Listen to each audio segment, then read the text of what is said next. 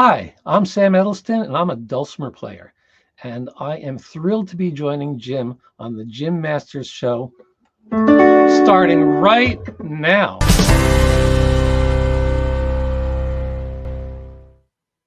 Hey, Sam, that was a great intro. You're a pro. Thanks for doing that, my friend. Oh, thank you, Jim. It's great to meet you. Great to meet you as well. And we're very excited because you have a new album out.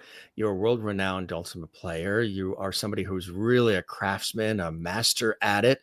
And we're so excited to have you on the show. And you are positioned in the New York area right now, right? Yes, indeed. I'm actually in Connecticut. Very, very nice. So let's take a look at some of the background. You are somebody who's very, very skilled at this incredible instrument, this beautiful sounding instrument. First, maybe before we even talk about your abilities, which are incredible, for those watching who are not familiar with what a dulcimer actually is, tell us about it. Okay, so depending on who you ask, the dulcimer is usually considered a folk instrument. It originated in early America, and it's got some ancestors in Northern Europe, around like Germany and Belgium and some of the Scandinavian countries and France. Um, and traditionally, people would it would have three or four strings, and people would strum a melody on one string, and then the other strings wouldn't even have frets under them. I should show what it looks like. Here is my particular dulcimer that I've got in my lap at the moment, and you'll notice that it's only got three strings. Traditionally, the frets would only perhaps be under the highest string, the one closest to my face. And people would strum a melody and they would fret it from above. It's played in the lap. And, uh, and that was a lot of what people did on it. And it's great for folk tunes. Traditionally, they don't have all of the frets the way that a guitar does. It doesn't have all of the notes in the scale. Um, it's sort of like having the white keys on a piano as your notes on that melody string. Um, but the American dulcimer does almost always have frets under all of the strings, which means that we can play chords. It means that we can play all sorts of interesting things on it. And I said it was traditionally a folk instrument. The folk really played the music that was around them, what their kin and their neighbors played. And that was their popular music because they didn't have cars to get into town necessarily. They didn't have radios. They didn't have the internet. But nowadays, we have radios, we have cars, we can get to the concert halls, we can buy records. And so it's very natural to me to just play the songs that are around me, which tends to be popular music. Sometimes it's classical music, sometimes it's popular music of a bygone generation, sometimes it's original songs. But that's what seems natural for me to play on this instrument. And because it's tuned, in this case, the most common tuning, D-A-D, it's great for rock and roll too. And there's a great story on how I came to rock and roll on the dulcimer after having no interest whatsoever in this instrument for many years. What was it about the dulcimer that is such a beautiful sounding instrument? And like you say, a lot of different genres you can take on with that instrument. What is it about the instrument that spoke to you? And when did you first fall in love with it? I mean, were you doing other instruments beforehand? Like, what was the very first So, instrument you ever picked up? well, 5 years of piano lessons as a kid, totally Piano, unexceptional, nothing, right? you'd never expect anything to happen. And then one day in the middle of eighth grade, I thought of a pun, and it was a stupid pun. I recognized that. But at the time, my eighth grade mind thought it was kind of cute. And I got the idea to do the logical thing, which was I should write a song based on that. Mm. And so I wrote this song. I typed it up on the typewriter, which is not the way to write a song. And then I took it downstairs to the piano and started banging it out on the piano with chords in my right hand and chords in my left hand and singing it at the top of my abundant lungs. And um, had a lot of fun doing that. And then a couple of days later, I got an idea for another song, another song, another song. Next thing you know, 2 weeks later, I've got half a dozen songs. Really spending a lot of time at the piano, putting out a lot of decibels. And the piano was right outside the kitchen. And so my parents suggested that maybe it would be a good idea for me to try my father's crappy old nylon string guitar up 2 flights of stairs to my bedroom. And I kept on writing songs at a prodigious pace and really taught myself to play the guitar, taught myself to write songs. I had recently gotten my first real radio. And so I was learning all of the popular music from 1950s up through that date in the, okay, I'll date myself, the 70s. And Lots of good music in the 70s. We love it. Incredible music in the 70s. And so I stopped practicing the piano so much, and before long I had a 10 song a month songwriting habit on the guitar, and I had written my 400th song before I got out of high school. I think that looked very impressive to college applications. And a friend had gotten me into going to folk festivals and coffee houses and things like that. And at a folk festival, I fell in love with an instrument called the hammered dulcimer. Now, the instrument that's in my lap at the moment is called the mountain dulcimer or the Appalachian dulcimer, or because you don't need to play mountain music on it, I like to call it the fretted dulcimer because it has frets. And it was the sound of the hammered dulcimer which really appealed to me. Now, the hammered dulcimer is sort of like the inside of a piano.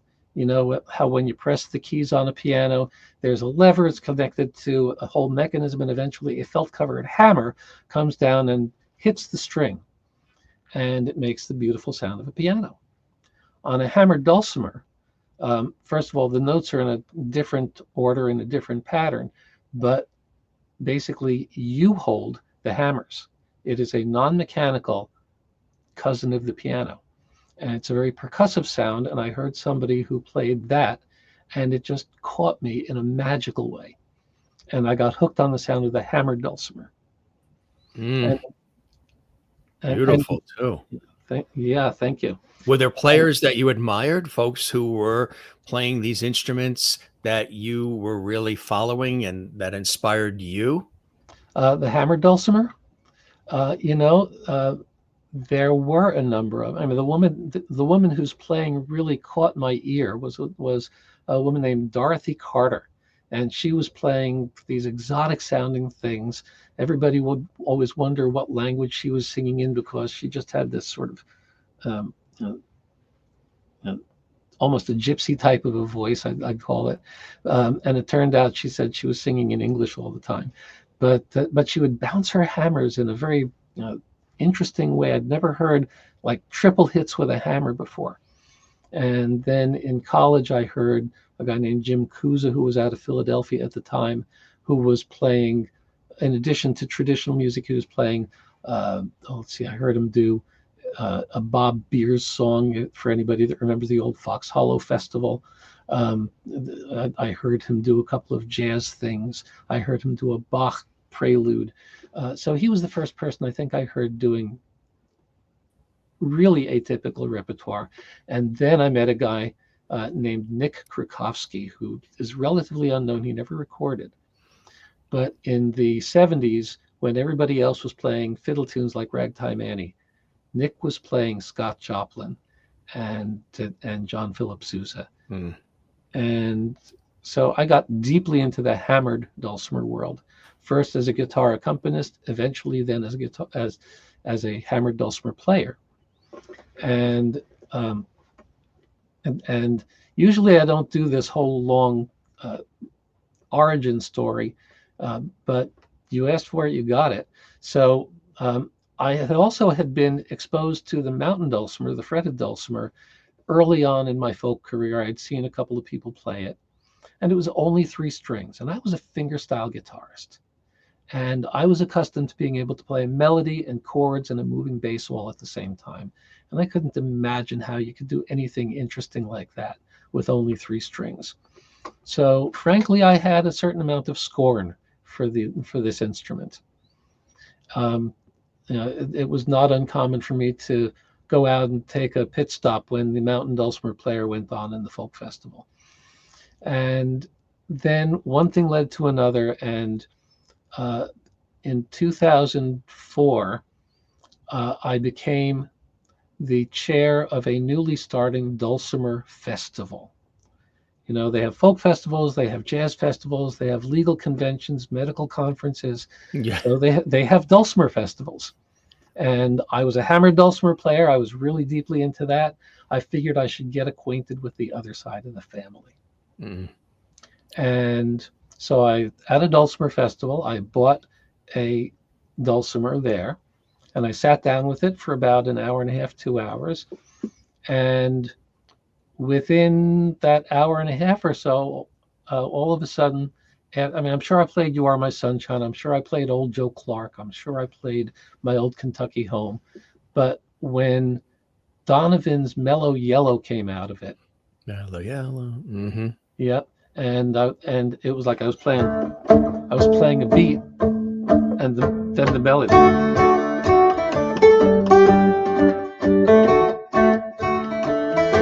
And you can't see what I'm doing, but you can hear that I'm playing the beat on the 2 lower strings, and then the melody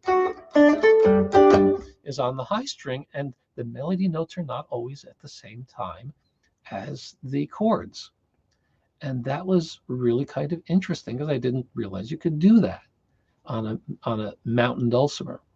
And a few minutes later, after I had sort of practiced that up and had that going very nicely, next song that came out of it for me was Bang a Gong by T-Rex. And not what you would normally think would be the song selection, right? With the dulcimer. The dulcimer, the instrument, any instrument doesn't care what you play on it. Right, exactly. You can play heavy metal on a classical guitar. You can play you can play violin pieces on a guitar. You can play guitar pieces on a violin. Case in point, I have dear friends of mine, Camille and Kennerly Kit, and they are the harp twins. Yeah. And I've known them. I've interviewed them on PBS, and we've done PBS specials, and we're dear friends, and they've been guests on this show, the Jim Master Show, too. And they've taken the several different kinds of harps, really beautiful harps. They are very, very popular. They're very, very talented. And what they can do with those harps is extraordinary. And they do a lot of rock tunes and all kinds of things like that, that you wouldn't think necessarily the harp for first. You think the harp is beautiful and elegant and part of an orchestra type of thing, which it is. But they've made the harp come alive, as you do with the dulcimer as well. Because one of the things I know is that you are on a mission to take this instrument, because you believe the instrument needs to be appreciated by the world, and that the fretted dulcimer has this cool factor about it. And you want to sort of take it while respecting the beautiful backwoods Appalachian traditions. You believe the dulcimer deserves to sort of come out of the mountains and right into the public eye, right? Exactly. Les Paul didn't negate Andres Segovia, and Eddie Van Halen or Jimi Hendrix didn't negate Les Paul. All kinds of music can coexist on the instrument. And by the way, I'm a big admirer of the Harp Twins. They do a lot of great stuff. And yes, my mission is very similar to theirs in terms of playing different kinds of music on our respective instruments. The difference is everybody knows what a harp is. Most people don't know what a fretted dulcimer is. And so yes, the real green eggs and ham moment for me was when Bang a Gong came out of the dulcimer, playing the backbeat and the melody and the little fills. So I was playing 3 voices on a 3-stringed instrument that I'd only been seriously playing for 2 hours. And hey, I like green eggs and ham, and I will play it on a stage, and I'll play it, in a rage, and I'll play it here and there, and I'll play it anywhere. And not only that, you know what? I've been blind to this for all these years. Now I recognize what it can do. It's not just for traditional music. And so it became a mission for me. I became an evangelist very quickly. You sure have. And it's similar to the guitar in its unique ways, except for a few of the particulars, right? The fretboard is on top of the instrument's body, and most players put the dulcimer on their laps and then strum, from there. But traditionally, dulcimers had only these diatonic frets. Tell us about the actual instrument, and similar to a guitar, but not quite a guitar. Right. So I describe it to people as, imagine that you had to build a guitar kit, but it was missing about a third of the pieces and you didn't have the instructions. And so you would do the logical thing. You'd sort of, you'd figure out that, oh, this is supposed to be a sound box. I'm going to go down to the dulcimer view here. So you'd make a sound box, and, oh, here's a fretboard. I don't have enough frets to do a guitar fingerboard, but I'll put the frets on that I have, and I'll put the fretboard in the logical place right down the middle of the body. And then once you got it down the middle of your body, the logical place is to just put it on your lap and play it there, and fret it from above. And one interesting thing is that if you've got a guitar, the fretboard is up here, and you only have access to 4 fingers. And so I can reach about this far from my index finger to my pinky. And also I've got 6 strings on a guitar versus 4 fingers, so I'm severely outnumbered. Here I've got 3 strings on the dulcimer. I've got access to my thumb also, so I can fret my 3 fingers with 5, my 3 strings with 5 fingers. And so I've got a 5-to-3 advantage. That is a really nice student-faculty ratio. It means that if I'm playing a chord, I can move my thumb way high up. I can move my pinky way down. I've basically got 2 extra fingers to play ornaments or set up the next chord. So it's a powerful advantage for the musician. It's also a very relaxed way to play. I teach also. I've got a dulcimer student who started out with a kind of dulcimer that does get held like a guitar, and she was having some wrist issues. She was having wrist pain, basically. And I say, here, try out one of these dulcimers. I gave her a loaner dulcimer, and she's playing it on her lap. It's a much more relaxed position. I've got another friend who actually is trained as a jazz guitarist. He went to college for jazz guitar, and then it turned out he had a connective tissue issue, and he couldn't play guitar anymore. It just was too painful to hold the guitar up anymore. And he switched over to the dulcimer, and he applies all of his jazz technologies, jazz knowledge, to playing a dulcimer. So it's amazing. It's such a beautiful instrument. How heavy is that instrument, Sam? This particular one is very light. It weighs less than a guitar, but I haven't weighed it. While you have the camera in that position, focused on that beautiful star that it is, did you want to play something for us? And how do you, before you do that, how do you maintain it? Do you lubricate it? What are some of the things that you do to keep it in such good shape? The maintenance part of it, like maintaining our bodies and maintaining our cars. I love my dulcimers very heavily.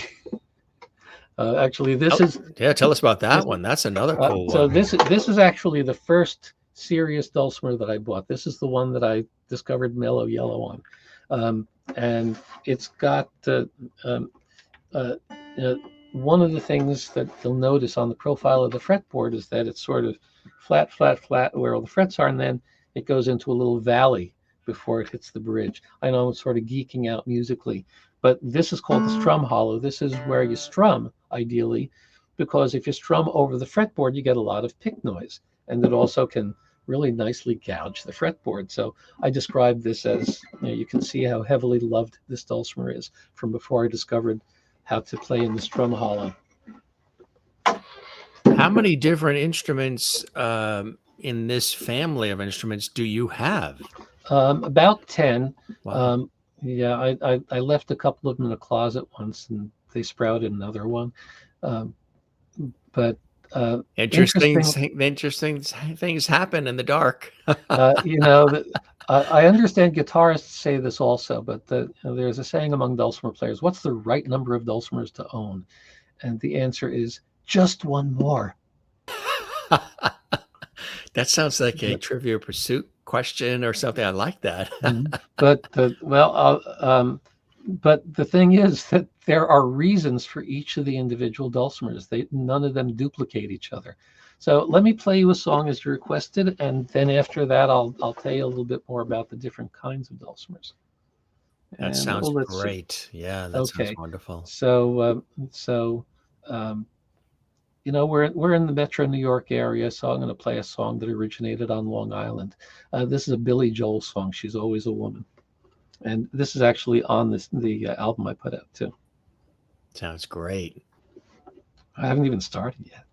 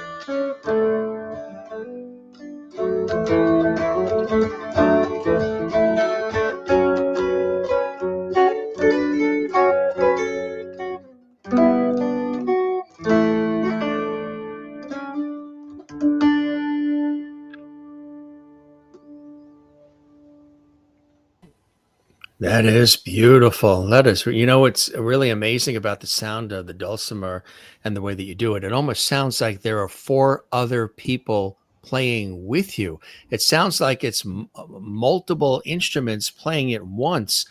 How do you, what is the magic to creating that kind of sound where it sounds like there are several other instrumentalists sitting right there playing with Well, I once read an interview with the head of personnel at Nordstrom, and he was asked, "How do you train your people to be so great on service and being so helpful to the customers?"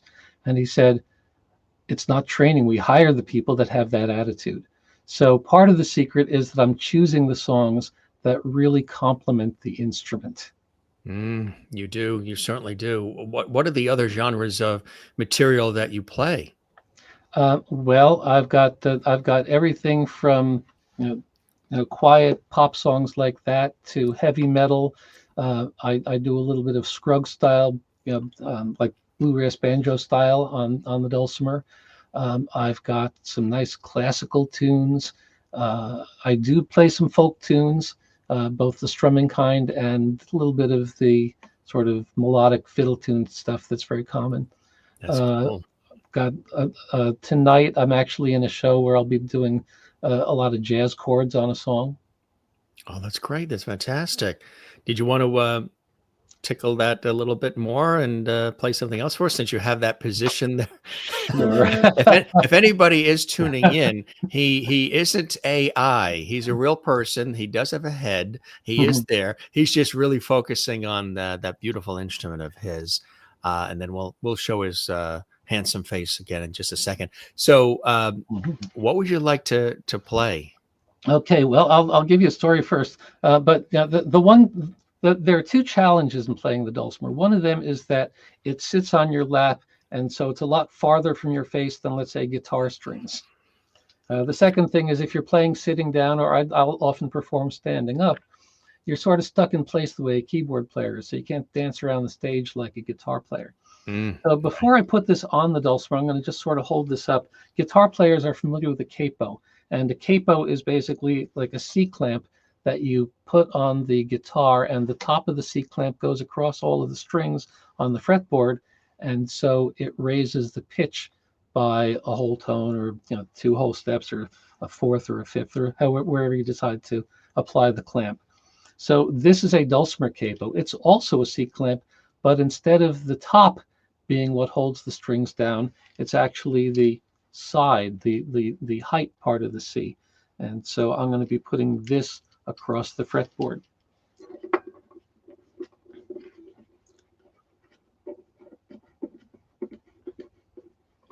And I'm going to fix myself another good stiff drink. Absolutely. And here's a little tune from within, well, you may be younger than me, so I'm going to say within at least my lifetime. But I like to describe this as a jig that was that was collected in New York City back in the last century by an ethnomusicologist named Debbie Harry. And the name of the jig is "Call Me." All right, you got it. So, Yep. yep. That's another great one. Oh, Call absolutely. me. Da-na-na-na-na-na. We're not doing Petula Clark. Oh yes, the We're other doing one. Debbie Harry. Yeah. Yeah. Wow. Here you go.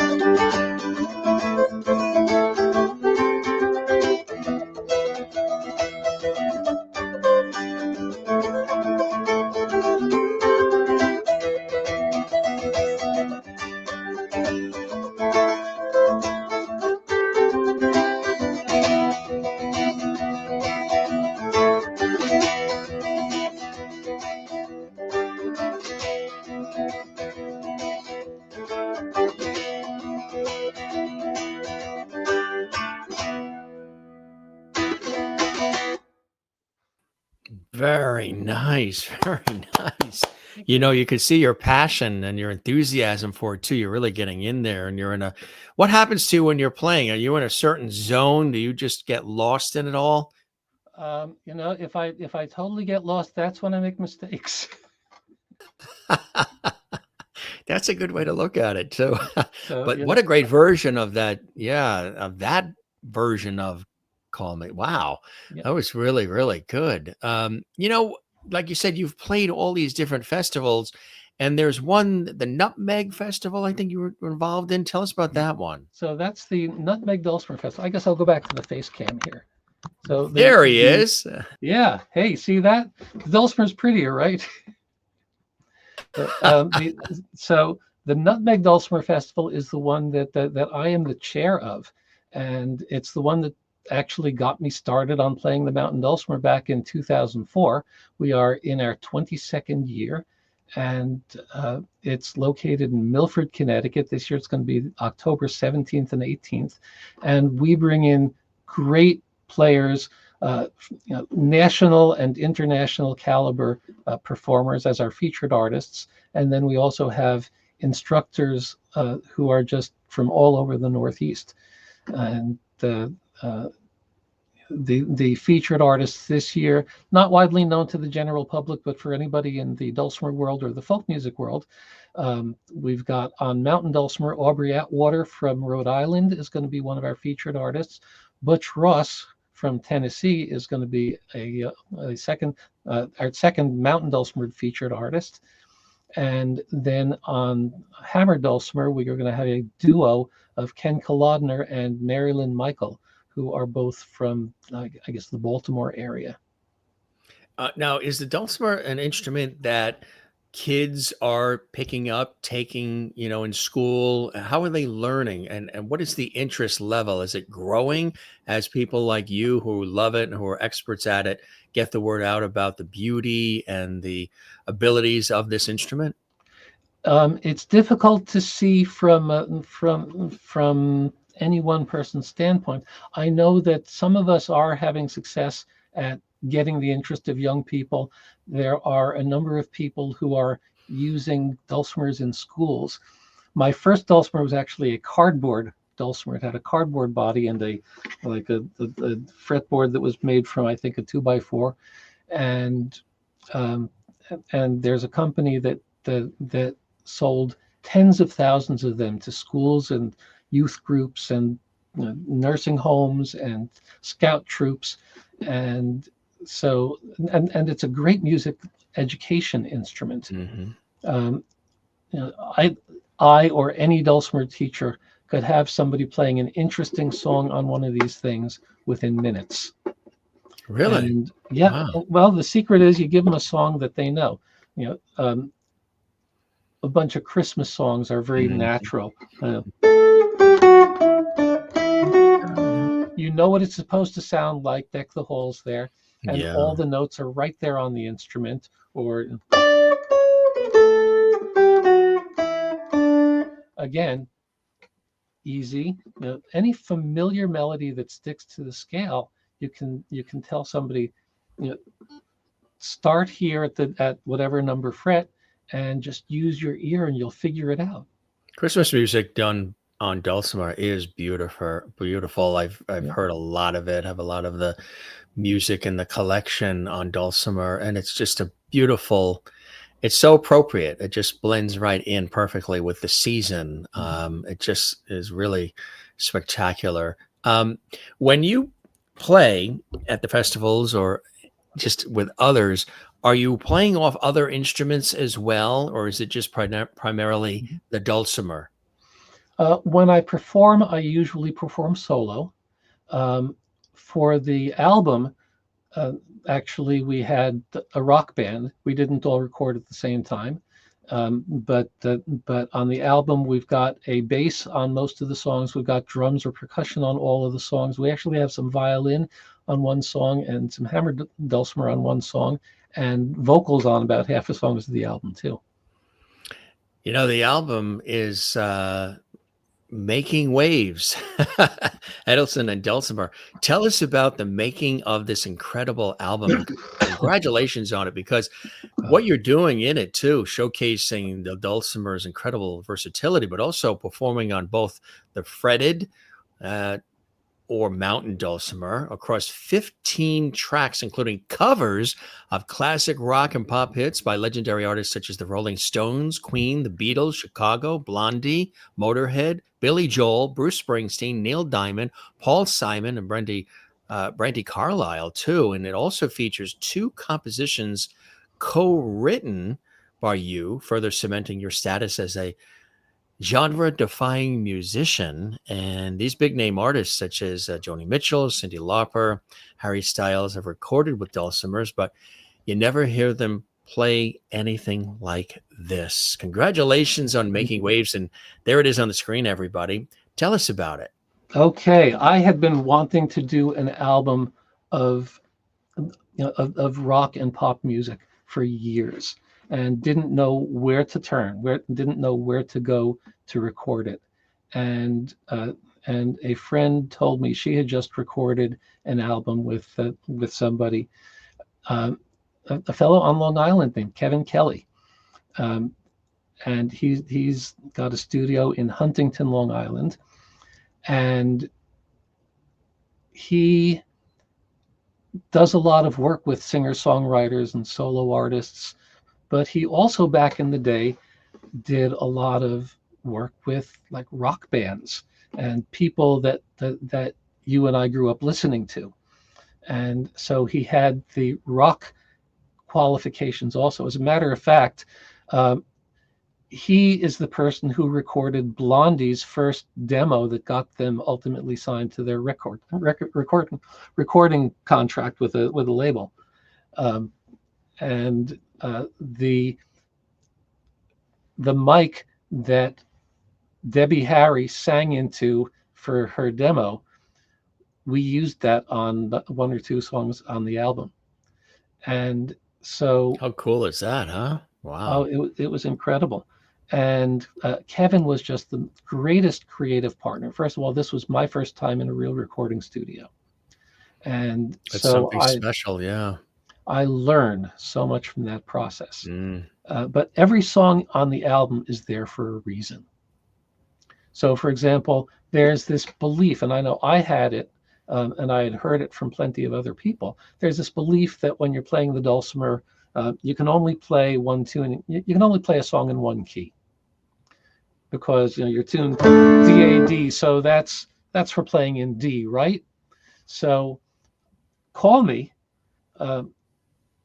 that changes keys. It starts out in E minor, and then the bridge goes to another key, and then there's another break that goes to a third key. And actually, the second track on the album is Wild Horses, Rolling Stones song, and that one also, I play that in three keys in the album cut. So I really make a statement about being able to play the dulcimer in multiple keys right off the bat on the album. I've got the first half of the album is mostly what I'll call folk radio friendly pop music. It's got Sweet Caroline. It's got Me and Julio Down by the Schoolyard. All great songs, yeah. Yep. It's got a beautiful version of Color My World. Color My World, which has the most preposterous chord progression in the world.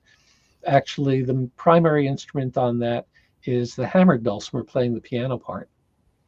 And then rather than me singing, one of the things I said to Kevin in the first conversation was, I don't care if I don't sing a note on this song. The dulcimer is the star of the album. Sam is not the star of the album. And so I want the dulcimer to always be featured. And it's like a child. Yeah, it's almost like a child. Yeah. Yeah, and actually, it was one of my children, who is a Berklee College of Music graduate, professional singer, songwriter, keyboard player, instrumentalist, yeah, on Color My World. And then, wow. And then the last verse of Color My World, when Chicago does it, is a flute solo. So I used what I call a 3-string electric flute chromatic dulcimer to play the flute solo. So that's how the fretted dulcimer got onto that track. And That's then incredible. actually, I guess the track after that is Call Me. And I did a couple of interesting things with that. The first verse was done sort of the way you heard it here. And then I jumped. You know how in Western movies sometimes the hero jumps from one horse to another in the middle of the chase? I Right. jumped from one dulcimer to another in the middle of a song. And the second dulcimer was a half step higher key, so the music gets more intense. And I turned on the distortion and turned on some other stuff, and we switched from a hand drum to a drum kit and an electric bass. And it's like that's the moment on the album when the gates of hell open up, and nothing is going to be the same from that point onward. Because the rest of the album from that point it Yeah. goes to sort of a punk song that I co-wrote with a friend, and then from there it goes to Lucy in the Sky, and from there to a Motorhead song, followed by Bohemian Rhapsody on a three-string dulcimer. And yes, that is only one three-string dulcimer you hear playing the whole song. We do have a bass and drums, but the dulcimer, it's the same dulcimer arrangement I would be playing solo. You've been And described as unleashing the beast on the dulcimer. yeah, unleashing the dulcimer, because most people, rightly, come from a tradition and they express the tradition, or they play the songs that they've written, or some people do. Increasingly, I do believe I have definitely been an influence on this. People have told me that they've been inspired by me to take up more popular songs. And so there are a few more people doing this now, but I tend to be uh, one of the two or three most extreme at it, and I really am the most. Uh, it's a bigger pet cause for me, I think, than for anybody else. Um, and then we wrap up the album with Born to Run, and I really rock that song, followed by You and Me on the Rock by Brandy Carlisle, which actually, if you're familiar with Brandy Carlisle, Mm. she's got these two identical twin brothers-in-law who were in her band, and one of them plays a mountain dulcimer sometimes. He bought a mountain dulcimer from from the woman that made dulcimers for Joni Mitchell. Have you And ever gone to Appalachia? Have you ever driven through the area and soaked up just the energy of that area? I have taught at Kentucky Music Week a few times, and there's a big traditional influence there. But they also they tolerate the other repertoire also. Many of the people, the people that come to these things don't just live in a vacuum. They also, in many cases, like other kinds of music. Sometimes the other music they like is hymns. Sometimes the other music they like is Simon and Garfunkel and Joni Mitchell. Sometimes the other music they like is Ozzy Osbourne. I've seen several people in the dulcimer world express sadness at Ozzy's passing this past week. And I've done videos of 3 Ozzy Osbourne or Black Sabbath songs that really are great on the dulcimer. If we came over there and we turned on your boombox, your iPod, your stereo system, what would be in the player? Well, the last CD that I had in my car was actually a series of lectures about colonial United States. but I listened to a lot of modern a cappella. I listen to some classic rock. I do listen to some folk music. I listen to classical sometimes, though in the car, the really quiet passages just don't come out well on my car stereo. My go-tos in the car, the last leg of a long drive is typically going to be a cappella that I can sing along to. Very nice, very nice. Do you like to sing too? Absolutely. Yeah. Do you But ever I'm not. sing with the dulcimer when you're playing? Absolutely. Yeah. But because I had some sound checking difficulties, I don't think I've got the balance right now to sing here, so people should just check out my videos or, hey, buy the album. Now, the album itself, is it available for download, Spotify and all the places where music can be found? It is on Spotify. It's on all of the streaming platforms. The easiest place to find it, put up the picture again of the album cover. I realized a long time ago that my last name is impossible for people to spell, and so for that reason, my Dulcimer channel on YouTube is called Contemporary Dulcimer, and I realized then, oh, contemporary people can't all spell, and not everybody knows how to spell Dulcimer. So my website, you can take that down now. My website is samthemusicman.com, because anybody can spell that. Exactly right. And you go to the homepage, and there's a place where you can sign up for my mailing list. But also there's a page that's all about the album, so you can get the link to the album on Bandcamp, through my website. So the easy place to find me on Spotify or on Bandcamp or any of the other channels, just go to Sam the Music Man. Just go to Sam the Music Man, which Yeah. is really, really cool. And we've been showing some really cool shots too. This is cool to see all the different ones right there on the table. Yeah. Oh, well, that's, yes. Let's see, I'm trying to remember where that was shot. Oh, okay. That was, Got some nice, looks like apples too there. yep. Nice. Flip to the other ones.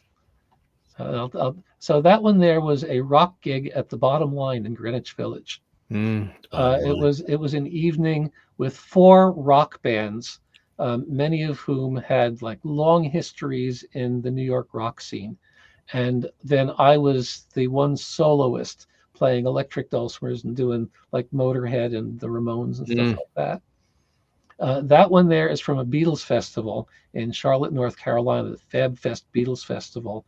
And I did a rendition of Lucy in the Sky there. That's a lot of fun. I've got that up on YouTube. That is actually Teddy. Back 10 years ago, when Teddy was, I guess, a counselor, junior counselor at an arts camp here in Connecticut. And I had just recently gone viral with my video of Led Zeppelin's Whole Lotta Love. And at this camp, they have a sort of a rock show in the middle of the summer. And I was talking one day with the music counselor, the music director, and she basically invited me to do a song in the concert with Teddy. We did Time After Time, which is a song Cyndi Lauper often performs on the dulcimer. And so the both of us sang it. Wow, that's terrific. Look at this great shot too, Sam. That is from the recording studio. That is me doing Born to Run. That's really amazing. You said also too that you had a little story about this photo. Okay, so this was at the festival in Kentucky that I've taught at a few times. And so I can tell you a few things. First of all, you notice I'm wearing a necklace. Those are Mardi Gras beads because it was Mardi Gras Day. And I was also thematically wearing my purple T-shirt from the Nutmeg Dulcimer Festival. You see it says, "Let's Play." We always have fun things on our T-shirts. Below that, you can barely make out that there's a logo for the Dulcimer Festival. But the most interesting thing is the dulcimer in my lap, which is not one of mine. That was built by Joellen Lapidus, who is the woman who introduced Joni Mitchell to the mountain dulcimer.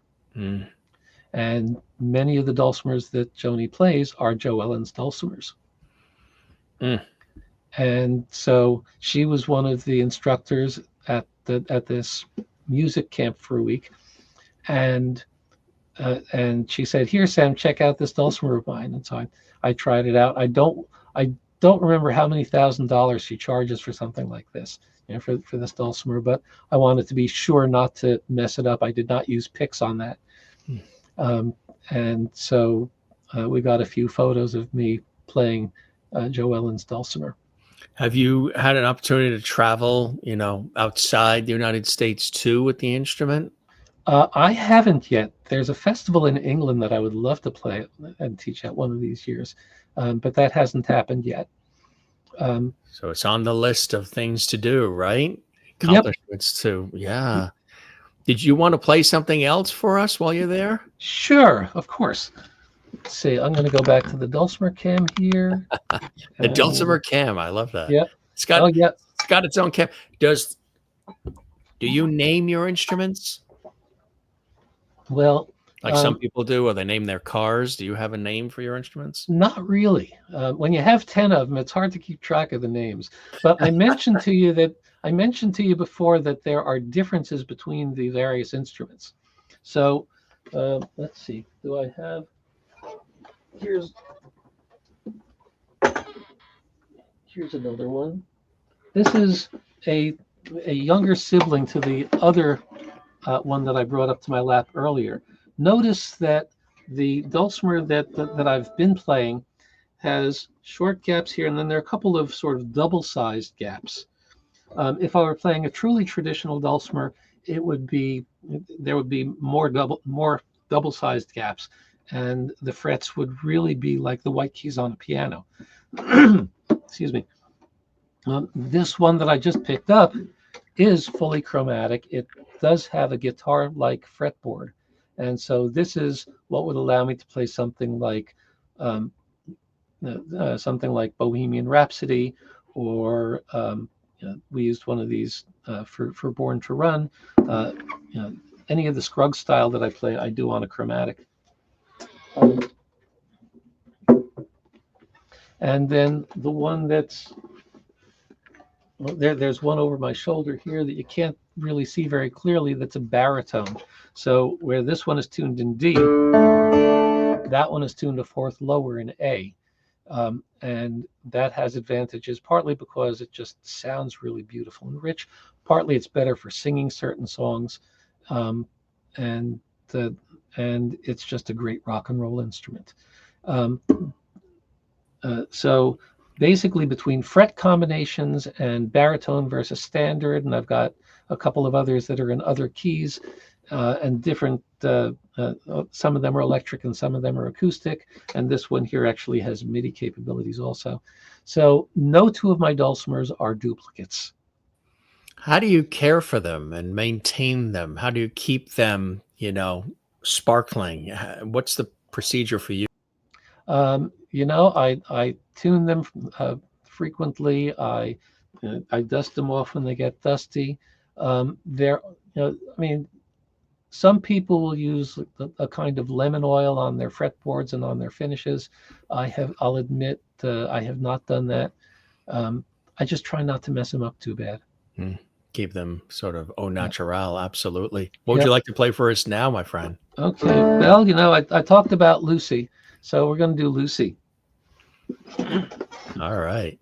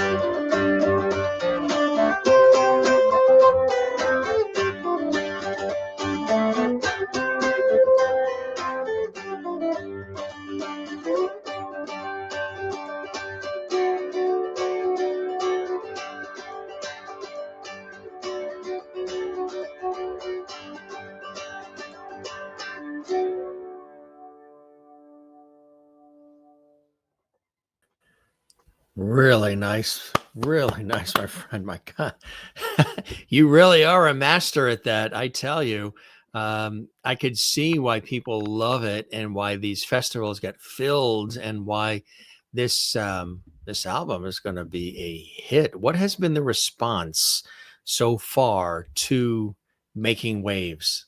So, well, I haven't heard anybody dislike it. I get a fair number of wows from it.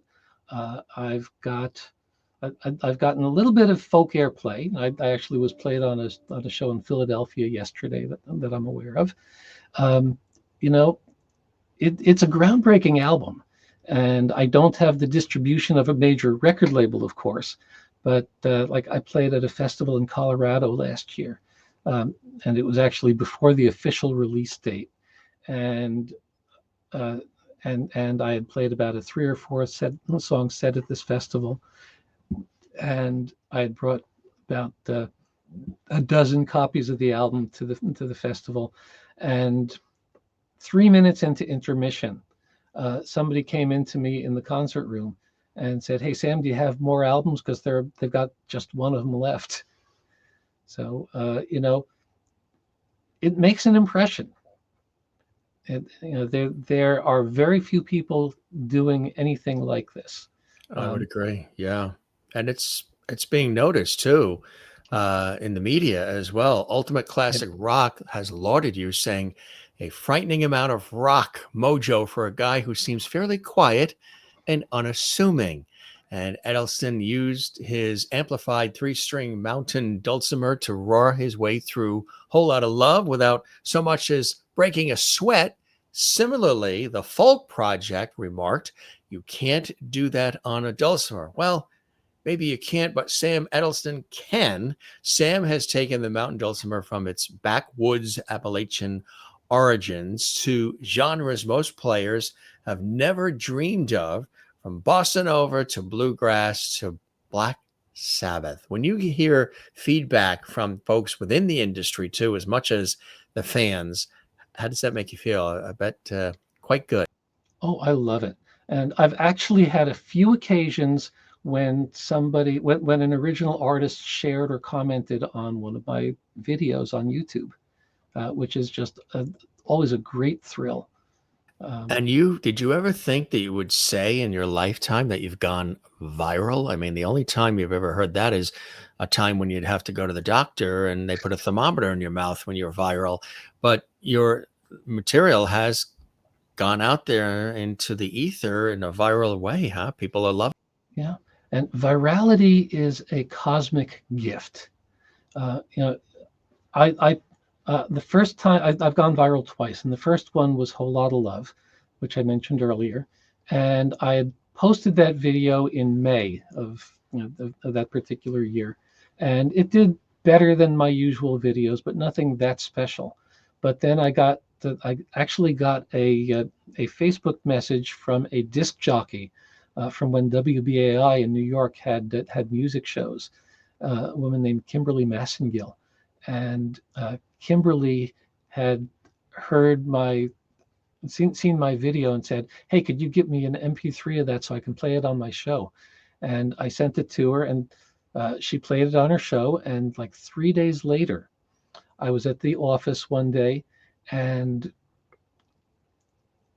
checked my email, and I had a bunch of notifications from YouTube that I had comments.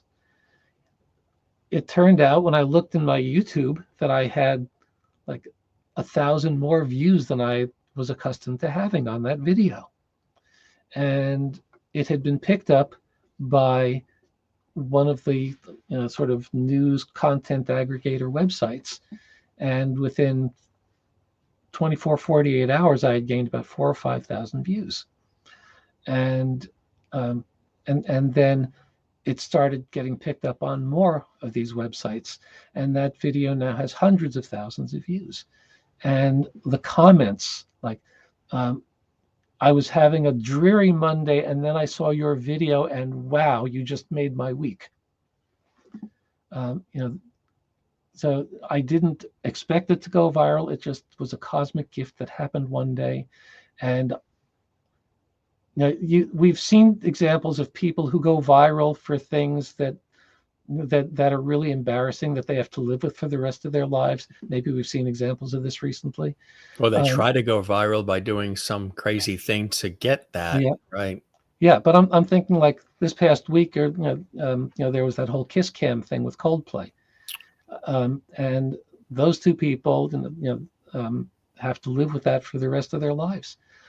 I went viral for something that makes people happy, Best way. that amazes people. I had the best jazz musician, the best piano player from my high school. We were already Facebook friends when this happened, and my whole lot of love. She couldn't believe that it was one dulcimer. It sounded like two. Right? Yeah. And when you can create that impression, Hmm. when you can give people these eurekas, and I do this. I could easily just be playing the dulcimer in my basement and for friends and jamming socially, which I love to do. But putting it online and being able to show people the amazing things that this instrument can do. The album stakes out claims in a whole bunch of parts of the rock area, ranging from the quietest, prettiest to sounding like Paul Simon's guitar on Me and Julio, to really rocking out on a Born to Run, to to sound. When I first heard Brandi Carlile's "You and Me on the Rock," which was written on a dulcimer, I could have sworn that she was playing it on a dulcimer. I had to see her on Saturday Night Live to be convinced that yes, she's playing it on a guitar. Mm. So I brought it back to the dulcimer. It's incredible. And actually, I mentioned Teddy before. Teddy does some vocals on that one too. So you're loving this. This is, it's an instrument that you sort of dismissed in the beginning, and then took a liking to, become a master at, and now there's all this adulation and following, and people really getting something out of the beauty and the sound and the depth and the warmth and the power of this instrument, which you are bringing to life in the way that you do. It's quite a blessing and joy, isn't it? Absolutely, positively. It's I'm changing lives, whether it's playing at a music festival, whether it's playing at a coffee house, whether it's playing at a rock venue like I think I said the bottom line before, did I? Yes. Yeah. Oops. That was. Oh gosh, can you put that photo up again? Because I've got the name of the place in the background there. It's the one on Bleecker Street. Is it this one? Yes. Oh, the name is off screen here. How can I be blanking on it right now? Okay. It'll come back to me as soon as we finish the show. Yeah. but to be able to play a rock gig at a real legendary rock place, to be able to open people's eyes to things that they can do too. You don't have to play as complicated as I do. You may have noticed that when I played 3 verses of "She's Always a Woman," or I guess that was 2 verses, 3 verses, or when I played 3 verses, when I played the different verses of "Call Me" or "Lucy," that I don't play it exactly the same every time. That I'm varying the accompaniment, I'm varying the nuances. And so, this is the bitter end, isn't it? the bitter end. Thank you. End. That's Yes. the one. It looks familiar. One. I was thinking about it. I said, Yep. it got to be the bitter end. And I'm thinking B, 2 words. Sounds like. Yeah. That's the bitter end is legendary, like you said. Yeah, absolutely. Yes. Yeah. So what's for the future? What are some things you'd like to do with the instrument and getting the word out and spreading the sunshine as you do? What are some things that you have coming up you're excited about, but that you would like to see happen for you and for the dulcimer? Well, I mean, the vision is that dulcimers are just such amazing, cool, underappreciated instruments. The dulcimer is like, this is, It's like the plain looking kid at the seventh grade dance who nobody wants to dance with, but turns out to have the most incredible personality and the most incredible dance moves in the world. And it's the person you ignored for years, and then suddenly you meet them at your 5-year reunion, and you go on to marry them. And that's what the dulcimer is capable of doing. It's just so many things that it can do, and you don't have to play it as complex as me. There are people who are playing rock music on it or pop music on it, but much more basic, and they're really impressing audiences and having tremendous fun. You go to the folk coffee house and somebody takes their guitar and they strum chords in the root position on a 6-string guitar. I can do that just as easily on a 3-string dulcimer, and it's easier to play.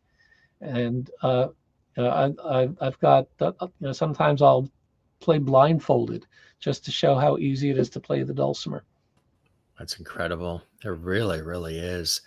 This was really a treat and a delight to have you with us, Sam, truly. And congratulations on everything. And is this become a full-time thing for you, or do you have a full-time career and this is the secondary thing? How has that worked for you? I started working for a family business that my father started when I was actually also in 8th grade, and worked there during school breaks, after school, and during college school breaks, proofread by mail, and then right after college started working there. And we finally sold the business 4 years ago, and I got my wife's permission to do full-time music. So I teach, I perform, I do videos. I'd love to do some more performing than I already do, but I'm keeping myself somehow busier than when I was working 9:30 to 7 at the day job. And loving every Absolutely. note of it, right? And I get to meet really cool people like you too. I appreciate that, and right back at you. I think it's a wonderful talent you have, but not just the talent, the passion for it, and wanting to educate people about the instrument, not just play it, but educate them and entice them to maybe partake in it and share the music as you do so beautifully. Really spectacular. Congratulations, my friend. And again, for everybody watching around the world, Making Waves, it is the new album. He's very excited about it, wants to share it with you. You can go to all the places, Spotify and everywhere, to get it. And you can also check him out through his website, which directs you to just about everything Sam. So you can check that out as well. And a real pleasure, my friend. And hopefully we'll get a chance to, we're in the New York tri-state area, get to see you perform in person. Keep me posted. I would love that. And thanks for playing for us as well and spending this time with me and our viewers watching around the world. And I truly hope you enjoyed the time with me as much as I have with you. Oh, that was fantastic. Thank you so much, Jim. It's a pleasure meeting you and pleasure being on with you. Pleasure is all mine. Come see us again. I always tell all of the guests that we're going to keep the porch light on for them. So the porch light is on for you, Sam Edelston. You're welcome back here anytime. You want to just say hello, or you got some new exciting things happening. And congratulations on everything. And we appreciate your being with us here on the Jim Masters Show. We have a word around here that we banty around. When I started the series over 5 years ago, at the time of this show now, and some 1,400 episodes ago, I said during the early days of the pandemic that the show has a lot of light, love, and levity. And I said it a little too fast one day, and I said the show has a lot of light levity. Somehow I combined love and levity together, and I said levity. And when I said that, the audience jumped on it. They said, "You're Mr. Levity. This is Levity Hall. We're your Levity Squad, and the guests are part of the Levity family." So guess what, Sam? You are now part of the Jim Master Show Levity family. How cool is that, huh? Thank you. I love it. Oh, you Levity it. That too. You be well, my friend. Come see us again. Thanks for playing, and thanks for spending some time with us. It was a pleasure. We'll see you again soon, okay? Okay. Thank you so much, Jim. You are welcome. Be well. Sam Edelston joining us here, not only with his wit and wisdom, but also his beautiful instruments, because he had several there, and playing for us as well. We were very, very happy to have him here on the show, world-renowned dulcimer player, and so much more. He's a brilliant musician. He has taken this instrument that isn't always an instrument that you think about first, or is always getting the spotlight on it, and he's putting the spotlight on it in a beautiful way. And if you got a chance to hear some of the tunes he played during the course of our show, wow, he is a craftsman. He is a master at it. And it really does sound like there's multiple people playing at the same time, right? When he was doing it, and it was just him. Extraordinary. So again, check out his website. Let him know you heard about him here on the Jim Masters Show, samthemusicman.com. And also here, talking about going viral and everything else, we would love for you to take us viral too. Hey, give this episode a like. There's a thumbs up icon. Click the thumbs up, like, share this episode, the link from our YouTube channel right to your social media. Subscribe to our YouTube channel, Jim Masters TV. That's where all of these great celebrity friends and guests are, and all the great episodes are housed there for you as well. And drop a comment below. We love it when you comment and interact with us. What did you enjoy about this episode? What would you like to see more of here on the Jim Masters Show? And what do you enjoy about the conversation and the beautiful playing of our very special guest, Sam Edelston, stopping by JMS for me and for all of you. So cool stuff, folks. We love having him here. We love having you here as well. Now, since we're on this music topic, there's been many fabulous guests who have stopped by over the last several years, JMS, and they have shared their pleasure about being guests on the show, but also we've become dear friends, one of which is music legend Melissa Manchester. Hi, Jim Masters. Melissa Manchester here, wishing you a heartfelt congratulations on the 5th anniversary of the Jim Masters Show. Commander of the Levities, may you have a splendid celebration. Congratulations once again. We thank Melissa Manchester, and we love her. Somebody else, too, that you know quite well, another legend who's a dear friend, who has been on our show several times. We love him. He's a cool guy. He's, of course, Tony Orlando. Well, Jim Masters, 5-year anniversary. Congratulations. Let me just share this with you, okay? We're living in a podcast time. Hundreds of millions of podcasts. And I've had the opportunity to do many of those. I just want you to know that you made me welcome. You knew what you're talking about. We became friends from the very moment we started our interview, and we'll continue to be friends. I'm so happy for you. 5 strong years, and everybody I speak to, those people who watch the interview on your podcast, and my buddies and friends who have done your podcast, we all agree you're very special. Thank you for thinking of me and always having me part of your podcast. And anytime you ever need me, please call me or want me to be on. It's a privilege to be on your show. God bless you and continued success to one of the best in the industry. God love you, Jim. Congratulations. 5 big ones. Yes, sir. You gotta love Tony Orlando. He's the best. You know who else, too, is a dear friend? Sir James Galway. We're talking about the dulcimer. He is a master of the flute. He is world-renowned. He has sold millions and millions of albums. We had an opportunity to be on stage at Carnegie Hall when I was emceeing a holiday concert event, Sir James Galway, Lady Jean Galway, and he wanted to share this.